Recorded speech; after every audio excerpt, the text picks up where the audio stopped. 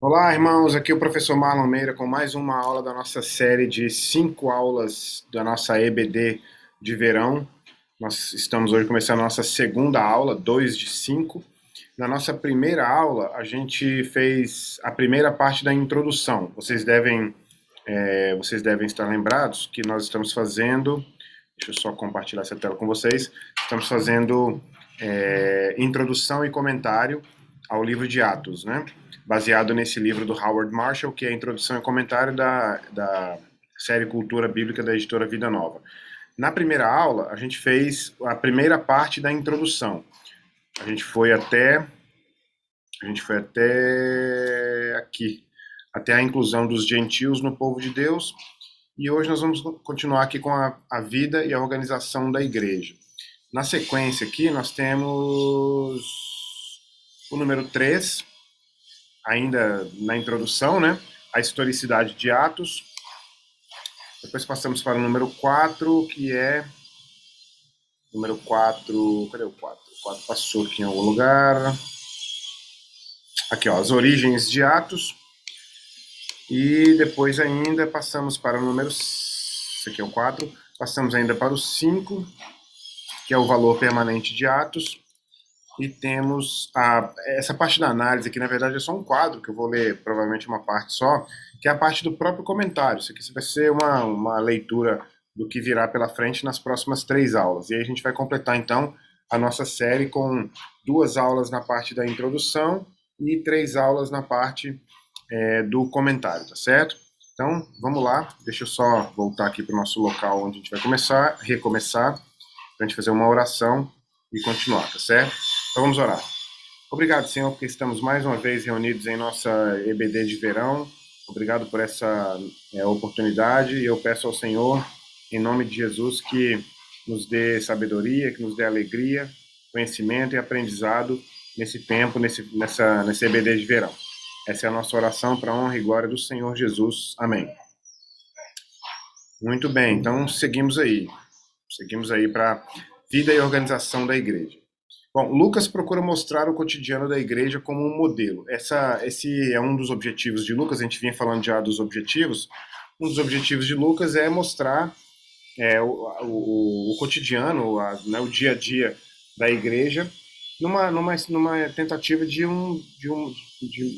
apresentar um modelo, né, uma espécie de modelo para como a igreja deveria se comportar ou deveria seguir, deveria se orientar a partir desse momento. É claro que haverá lá na frente um comentário sobre a questão da data, da data que Lucas escreve os 2 textos, né, os 2 livros, o Evangelho de Lucas e Atos, e a gente vai observar uma coisa interessante, que Lucas não escreve muito para frente, vamos dizer assim, em tempo, em relação ao século I. Né? Se você pensar bem, vou colocar algumas datas aqui só para a gente ter um referencial. Se você pensar bem, Jesus morre ali por volta de... A morte, ressurreição e ascensão de Jesus acontece em cerca de 28 depois de Cristo, né? E, portanto, os próximos 30 anos, até mais ou menos 58, 28, 38, 48, 58, até mais ou menos 58, serão os anos em que a igreja vai iniciar o seu ministério, né? Lucas estará relatando mais ou menos esse período aqui, tá certo? E isso é importante lembrar porque eu coloquei aqui que Lucas mostra o cotidiano da igreja, mas há características da igreja que são posteriores a esse período que Lucas menciona, que obviamente ele não pode ter mencionado porque são posteriores ao período dele. Inclusive é uma forma de demonstrar, né, de tentar comprovar o período, o tempo, a época em que Lucas escreve, certo? Mas enfim, o quadro da igreja é uma igreja com pequenos grupos, uma igreja que leva em consideração o ensino, a comunhão, a oração, o partir do pão, oração aqui, o partir do pão e a adesão a essa igreja, ou seja, a entrada das pessoas a essa igreja é por meio do batismo, né? Então é um modelo, vamos dizer assim, bastante conhecido de nós, né? A gente procura hoje em dia, 2000 anos depois, a gente procura manter parcialmente essa característica da igreja. Até poderia dizer, deixa eu apagar isso aqui, até poderia dizer que uma coisa interessante da igreja hoje é que a gente tem essas três coisas aqui, essas três coisas, ou seja, essas três características, ensino, comunhão e oração, a gente tem ainda até hoje, muito parecido com aquela época, em termos de pequenos grupos. Apenas algumas igrejas são pequenas, né? Outras são grandes. A minha igreja, por exemplo, tem aí em torno de 400 membros, então não é uma igreja pequena, apesar de nós termos os pequenos grupos multiplicadores na igreja, mas a igreja em si não é pequena nesse sentido. O partir do pão aqui, a gente, apesar de ter o partir do pão na ceia, aqui é uma outra perspectiva, que o partir do pão era algo do dia a dia mesmo, né? As refeições, né? Que os irmãos faziam conjuntamente. E a gente ainda mantém, obviamente, a adesão via batismo e outras características semelhantes ao batismo, como, por exemplo, transferências e assim por diante. Mas, de qualquer forma, o batismo é a via de adesão, pelo menos a membresia, né? Especial atenção é dada à presença do Espírito Santo na vida da igreja, inclusive por isso que o livro é apelidado, em várias ocasiões, os estudiosos chamam esse livro de, em vez de Atos dos Apóstolos, mas Atos do Espírito Santo, né? Então é algo que fica bem claro também na perspectiva de Lucas nesse livro, né? Inicialmente, a igreja em Jerusalém era preeminente entre as demais, em termos até mesmo de modelo, em termos de envio de missionários. Os apóstolos e anciãos de Jerusalém tinham a liderança em suas mãos. Mais uma vez aqui eu preciso lembrar, e a gente vai mencionar isso lá mais para frente, que ainda não se trata, Lucas não está tratando, não tratará ainda no seu texto da divisão hierárquica que logo depois, mais ou menos ali, vamos colocar, pelo menos na década de 80 para frente, 80 e 90, a igreja vai começar a assumir, né? Que é uma característica muito mais católica da igreja mesmo. Havia anciãos em igrejas locais, especial importância era dada a profetas e mestres, faltou um E aqui, profetas e mestres, realmente tinha que ter um E aqui, profetas e mestres. E é relatado como substituto de Judas, e os 7 diáconos é relatado como o substituto de Judas, e os 7 diáconos foram escolhidos. Então, existe esse relato, existem esses dois relatos separados, né, tanto a substituição de Judas por Matias, quanto os 7 diáconos que foram escolhidos, como forma, não exatamente como modelo posterior, até porque, no caso, por exemplo, de Judas, houve um modelo bastante específico, né, bastante particular, que foi a escolha por sorte, né, ali sorteio, vamos dizer assim, né? Além de como os missionários eram enviados de Antioquia, também é mencionado. As missões, em relação às missões, o espírito de equipe foi estabelecido logo no início. Isso é observado, a gente vai observar isso quando a gente fizer os comentários do próprio texto, mais adiante, nas próximas aulas. O evangelho era pregado de diferentes maneiras para diferentes públicos. Outra coisa importante também que é claramente percebida através do relato de Lucas, não é isso? Muito bem. Temos aqui então agora a historicidade de Atos. Agora, esse trecho aqui da historicidade de Atos, ele é um trecho que, apesar de eu ter uma série de informações aqui, é um trecho muito mais concernente a estudiosos, a estudos mais acadêmicos, né? Mas de qualquer forma vamos passar por aqui. No século XIX, a escola de Tübingen, ou às vezes eu já ouvi para você Tübingen, isso aqui na Alemanha, considerava Atos como uma tentativa de resolver os conflitos entre Paulo e Pedro, que tomaram conta dos primeiros anos da igreja. Na verdade, aqui é uma coisa importante. Essa escola de Tübingen, assim como outras escolas que a gente vai inclusive mencionar aqui, são escolas críticas dos textos do Novo Testamento e da Bíblia em geral. A ideia é tentar desconectar tanto o texto de Atos ou os Evangelhos, enfim, todo o texto do Novo Testamento, o máximo possível dos aspectos espirituais, a questão da inspiração divina, né, e assim por diante. Colocar o texto são leituras liberais, vamos dizer assim, né? São estudiosos liberais que fazem essas leituras, e aí uma das razões que é colocada por essa escola de Tübingen, ou Tübingen, é exatamente essa perspectiva de que Atos foi escrito na tentativa de resolver conflitos específicos entre Pedro e Paulo e Pedro, né? O que, na verdade, não faz muito sentido, porque o texto inteiro não tem essa conotação apenas, né? Ao final do século XIX, o Sir William Ramsay foi responsável por devolver a Atos o seu caráter histórico. Então você tem aqui uma sequência, a gente está fazendo aqui, na verdade, uma sequência histórica, né, do desenvolvimento da historicidade de Atos em termos acadêmicos, né?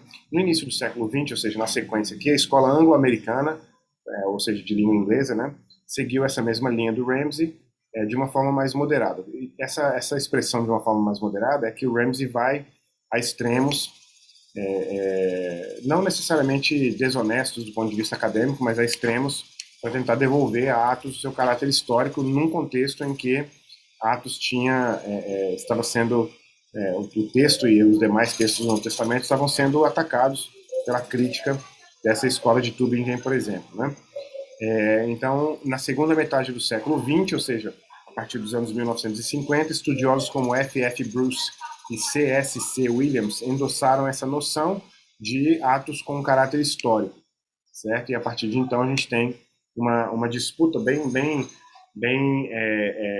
acirrada, mas no sentido de que você tem estudiosos conservadores ou moderados tendo muito mais espaço acadêmico para falar sobre Atos, para escrever sobre Atos e os demais textos do Novo Testamento, do que apenas aqueles críticos que a gente colocou aqui, por exemplo, a escola de Tübingen, né? O Martin de Bellio seguia uma outra linha, aplicando o método da crítica da forma, e o desenvolvimento da crítica da redação colocou os escritores do Novo Testamento mais como teólogos criativos do que historiadores, principalmente no caso de Lucas. Esse desenvolvimento aqui com o de Bellius e com esses dois aspectos, com esses dois métodos, a crítica da forma e a crítica da redação, vão colocar o Novo Testamento novamente num âmbito muito menos espiritual do que os conservadores procuravam colocar. Esse Ernst Henschen aqui, por exemplo, apresenta um dos ápices da crítica ao Novo Testamento, sempre no aspecto liberal, na perspectiva liberal. E no continente europeu segue-se essa mesma perspectiva. É importante só comparar aqui que continente europeu será toda a Europa, exceto a Inglaterra, ou exceto, na verdade, o Reino Unido, né? Então, o continente europeu é sempre muito mais liberal do que o Reino Unido, né?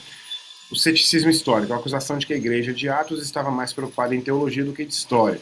Esse aqui é uma acusação que daria conta de dizer, por exemplo, teria como objetivo dizer, por exemplo, que os textos do Novo Testamento não eram precisos, não eram seguros historicamente, porque tinham aspectos teológicos muito mais importantes em mente. E, nesse sentido, poderia colocar em risco, por exemplo, a qualidade histórica, a credibilidade histórica do texto, né? Então, mais uma vez, mais uma crítica.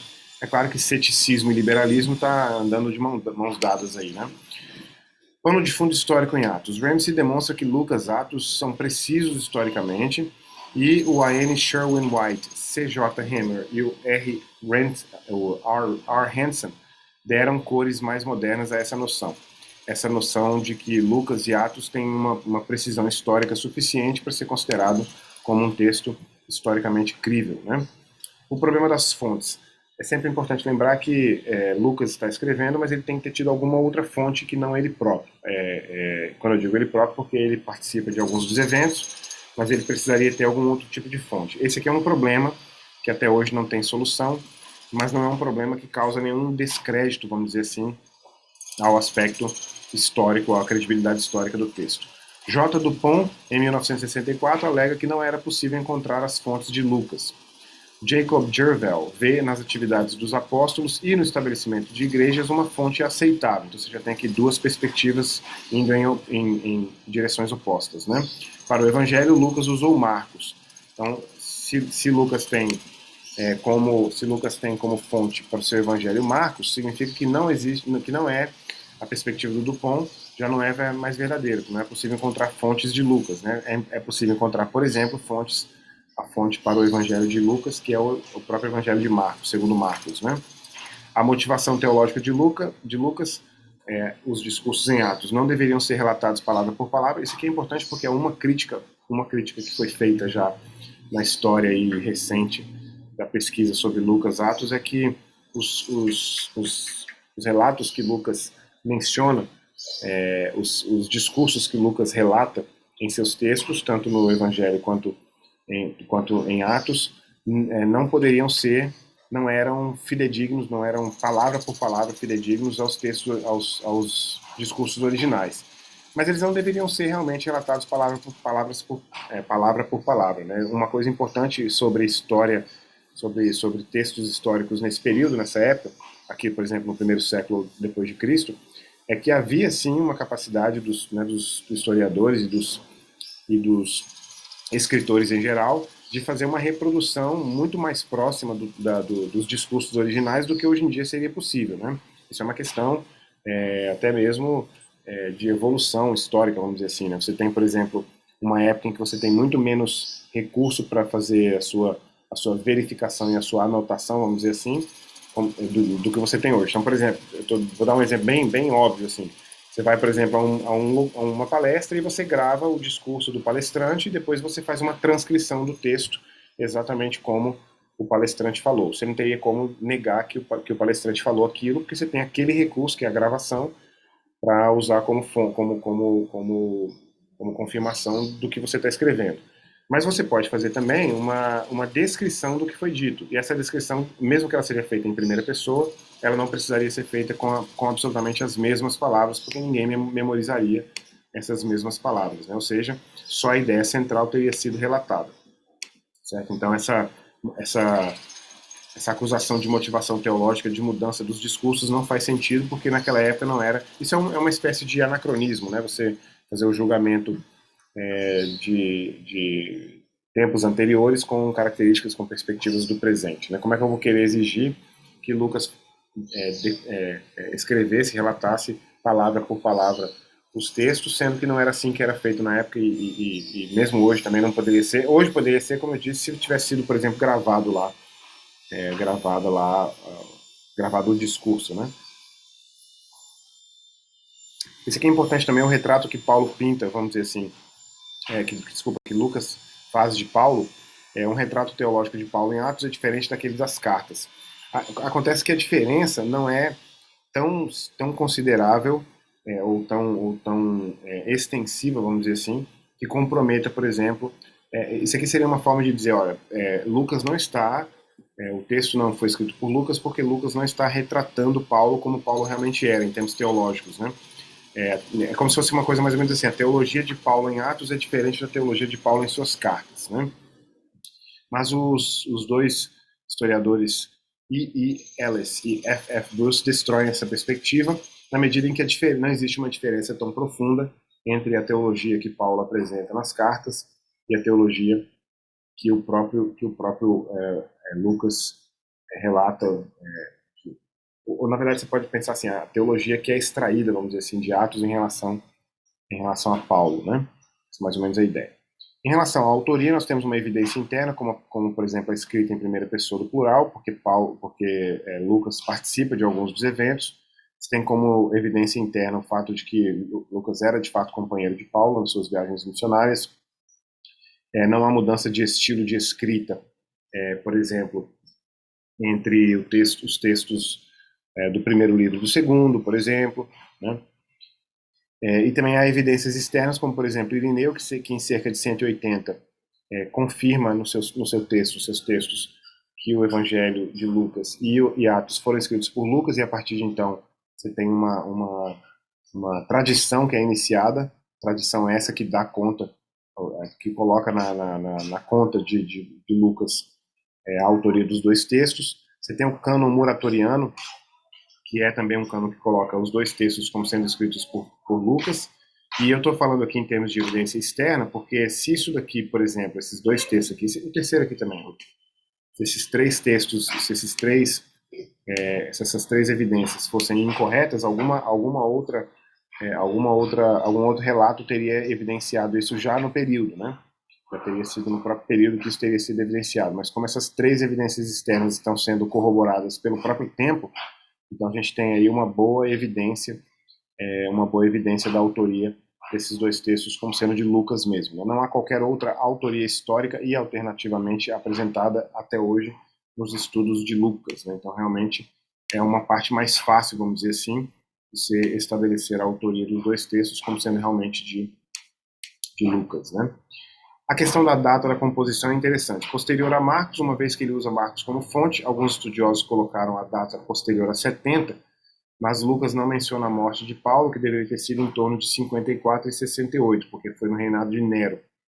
Características católicas da igreja no início da igreja no início da igreja posterior aos apóstolos, vamos dizer assim, logo o primeiro momento após os apóstolos, deveriam ter aparecido em Lucas Atos, caso ele tivesse escrito nesse período, né? Como, por exemplo, a cristalização da sã doutrina, a doutrina da igreja, os sacramentos, desenvolvimento esse aqui é o mais importante, o desenvolvimento de um ministério hierárquico em linha sucessória dos apóstolos, que era algo que os primeiros pais da igreja, você já pode colocar aí no próprio, logo depois de João, ali, você pode colocar em Policarpo, por exemplo, para frente, você já tem uma insistência nessa linha sucessória apostólica, né? Que é algo que é importante, mas que Lucas poderia ter mencionado caso ele tivesse escrito nesse período.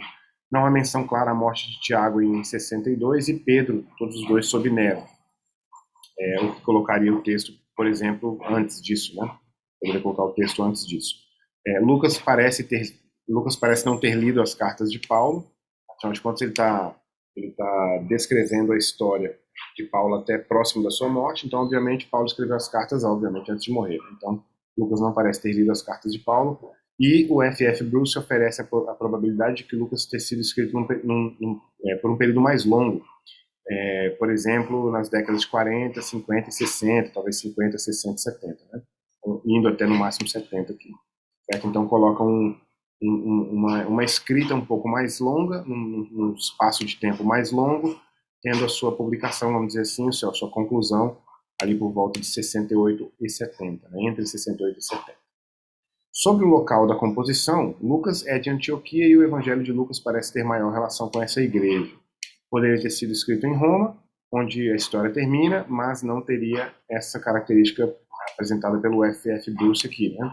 Ou seja, ele ter escrito lá mais para o final, talvez ali já entre 68 e 70, e não ter escrito um pouco, iniciado um pouco antes, como eu falei, década de 50 pelo menos, 60, para continuar escrevendo durante um período e lançar ou concluir, vamos dizer assim, entre 68 e 70. Atos demonstra uma considerável atenção a Éfeso, mas simplesmente nós não podemos saber, não há como saber onde, ou quer dizer, o local da composição. O mais provável seria acreditar, como o F.F. Bruce, que foi escrito num período mais longo e, portanto, em diferentes locais, né?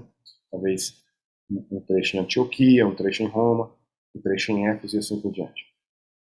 Sobre a conclusão, eu resolvi copiar um texto que está no próprio material nosso. A inteligibilidade e o valor de Atos são amplamente independentes do conhecimento da situação precisa em que foi escrito. Então, assim, por mais que a gente tenha, por exemplo, a gente não sabe onde foi escrito, mas a inteligibilidade e o valor de Atos são amplamente independentes de questões como essa, por exemplo, né? Embora os pontos mais delicados de interpretação em Atos ainda possam causar intensa discussão entre os estudiosos, os temas essenciais do livro são basicamente claros e simples, e eu quero dizer também, uma coisa importante é que essas características mais ligadas aos estudiosos, elas são características, às vezes, de aspectos que estão, de certa forma, consolidados do ponto de vista acadêmico, mas que voltam, né, ou retornam para a conversa, vamos dizer assim, acadêmica, quando alguém publica um artigo ou uma coisa assim, mas fica muito, muito mais ligado ao âmbito acadêmico, e às vezes fica muito mais ligado a uma disputa, vamos dizer assim, entre um ou dois estudiosos específicos, de repente um ou dois artigos, um artigo com um texto e um outro com uma resposta, e aí fecha, coisas mais ou menos assim. Não é nada que hoje em dia comprometa mais, como eu tive agora há pouco, comprometa a inteligibilidade e o valor do texto, inclusive para o presente, né? Tanto é que a gente entra aqui, o valor permanente de Atos. É claro que o problema sobre a evangelização dos gentios, que é um problema pertinente no texto, já não é mais um problema contemporâneo, a gente não tem mais esse problema para resolver, ou seja, nesse caso o livro de Atos já não teria mais uma aplicação para o presente. Eu até poderia dizer que ele é uma consolidação do que a gente faz hoje em dia, né? Então, poderia dizer o contrário. O que a gente faz hoje em dia, que é a evangelização de todos, né, é consolidado pela solução do problema naquela mesma época, no próprio texto, né? No próprio texto e no próprio livro de Atos, esse problema é resolvido. Então, ele teoricamente não tem mais ele não tem mais necessidade, não tem mais aplicação para hoje em dia, é mais ou menos essa a ideia. Lucas é visto como um escritor com preocupações pastorais, escreveu a história da igreja para ajudar a igreja, como a gente falou lá em cima sobre a questão do modelo, né? Lucas deixa claro a tarefa principal da igreja, que é a missão ou o evangelismo, acho que eu deveria ter colocado evangelismo aqui. Ele fala muito pouco sobre questões particulares e concentra o texto no evangelismo. O versículo Atos 1:8, por exemplo, é um versículo-chave que deixa bem claro qual é o objetivo principal do texto. Não deve haver discriminação na igreja, o evangelho é para todos, isso é algo que de certa forma, mais fácil de conceber hoje em dia do que, obviamente, o desenvolvimento da igreja.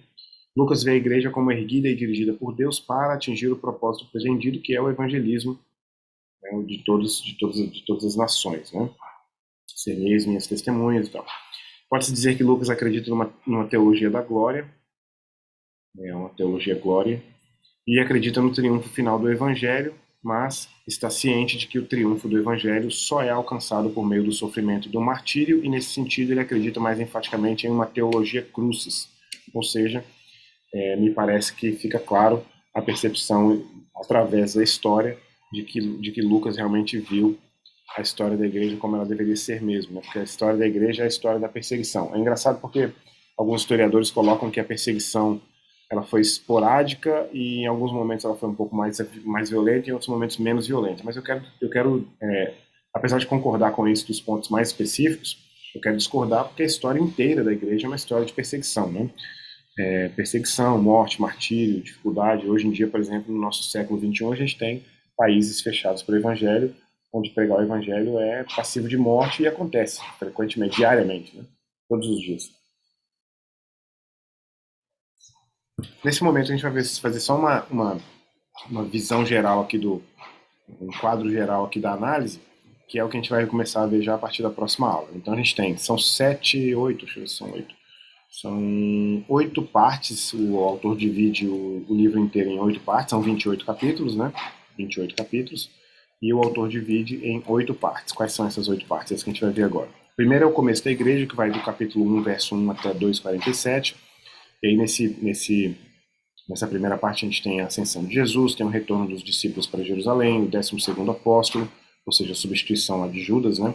A descida do Espírito, Pedro prega o Evangelho, um resumo da vida da primeira igreja. Uma coisa interessante é que esses subtítulos aqui, alguns coincidem com as versões da Bíblia que a gente usa aqui hoje em dia, né? Mas eu coloquei aqui estritamente como o próprio livro lá apresenta, e algumas coisas vão ser um pouco diferentes, né? O número 2 é a igreja e as autoridades judaicas, então a cura de um coxo, Pedro explica o incidente, a prisão de Pedro e João, os discípulos oram por mais ousadia, mais um resumo da vida da primeira igreja, que tem um aqui, né? Tem um resumo aqui, mais um resumo da igreja primitiva, o pecado de Ananias e Safira, o contínuo crescimento da igreja e a segunda prisão dos apóstolos. E aí na terceira parte, a igreja começa a expandir, a escolha dos 7, a controvérsia sobre Estevão, o discurso de Estevão no tribunal, a morte de Estevão, sequência da morte de Estevão, o evangelho avança para Samaria, conversão de um etíope, conversão e chamado de Paulo. Paulo começa a pregar. A quarta parte, segundo o que nós vamos ver, é o início da missão aos gentios, grandes obras de Pedro, a conversão de Cornélio, a igreja em Antioquia, prisão e fuga de Pedro. Não sei se a palavra fuga aqui seria melhor, mas enfim.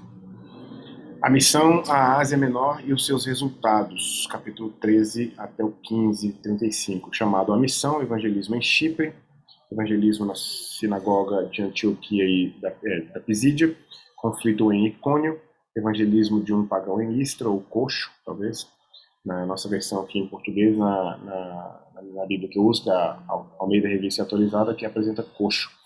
A jornada de retorno a Antioquia, a Assembleia em Jerusalém, também pode ser o Concílio de Jerusalém, né? Concílio ou Assembleia. Depois a parte 6 é a campanha missionária de Paulo na Macedônia e na Acaia, Paulo, Barnabé, Marcos e Silas, o retorno de Paulo a Derbe e Listra, o chamado à Macedônia, em Filipos, a primeira igreja na Macedônia, Tessalônica e Bereia, Atenas, o discurso no Areópago, Corinto, depois a parte 7, campanha missionária de Paulo na Ásia, a saída de Paulo de Corinto, jornada de Paulo a Cesareia e Antioquia, chegada de Apolo, os 12 discípulos em Éfeso, a obra de Paulo em Éfeso, a reação do paganismo em Éfeso, como a gente falou agora há pouco, tem um trecho muito longo do livro que é relacionado a Éfeso, né? A jornada de Paulo de Éfeso a Mileto e o discurso de despedida de Paulo em Mileto. E aí, para concluir, a prisão de Paulo, que vai do 21 até o final do livro, jornada de Paulo a Jerusalém, prisão de Paulo em Jerusalém, defesa de Paulo perante a multidão, Paulo perante o Sinédrio, Paulo é transferido para Cesareia, Paulo perante Félix, perante Festo e Agripa, a jornada de Paulo à Itália, ou poderia colocar Roma aqui direto, e Paulo e os judeus em Roma. E aí é o encerramento, portanto, do comentário do texto de fato, tá certo? Então, a partir da próxima aula, a partir do próximo encontro, esse nosso encontro foi mais curto, porque ele foi a continuação da parte da introdução, mas a partir do nosso próximo encontro, então, a gente vai ter o comentário de fato, já começando no capítulo 1. Então, se você ainda não leu, eu havia dito na aula anterior, que é uma experiência rica, uma experiência muito mais rica, muito melhor, quando você faz a leitura do texto completa, né? Aí, como eu disse, não precisa ser exatamente ali sentando uma vez e fazendo a leitura direto, você pode levar em torno de 2h30 ou 3, mas se você fizer, por exemplo, um dia e no outro, no máximo, sem ler nada nesse ínterim, né? Sem intercalar nada nessa leitura, você vai ter uma experiência com certeza muito mais valiosa do que se você fizer as leituras sempre muito fragmentadas, como nós normalmente fazemos, tanto na igreja quanto nas devocionais, né? Faça essa experiência, portanto, até a próxima aula, e hoje é dia 9, hoje é 9 de janeiro, nossa próxima aula é 14, então, né? Deixa eu ver se é 14, 12, 13, 12 é quarta, 13, 14, 9, 9 com 7, 16. Então, a nossa próxima aula é no dia 16, aí dá tempo de você fazer, portanto, a leitura completa do texto de Atos, ou então você pode fazer só a leitura desse primeiro trecho aqui, né? A gente vai dividir, eu não vou fazer nenhuma divisão anterior aqui muito específica não, mas provavelmente vai fazer parte 1, 2 e 3 na próxima aula. Então, se você lesse aí mais ou menos até 9:32, você já estaria lendo mais ou menos aí a parte que será da primeira aula do comentário na semana que vem, tá certo? Muito bem, vamos encerrar com uma oração. Pai, eu te agradeço em nome de Jesus por mais esse encontro, por mais essa aula gravada. Eu peço ao Senhor que nos dê a alegria, Senhor, de aprender aquilo que o Senhor separou para nós no livro de Atos, nesse momento. E peço em nome de Jesus, Pai, que o aprendizado seja para a honra, glória e louvor do nome do Senhor, Pai. Essa é a nossa oração, em nome de Jesus. Amém. Muito bem, então, irmãos, muito obrigado e até domingo que vem com o início do comentário ao texto de fato, certo? Até mais.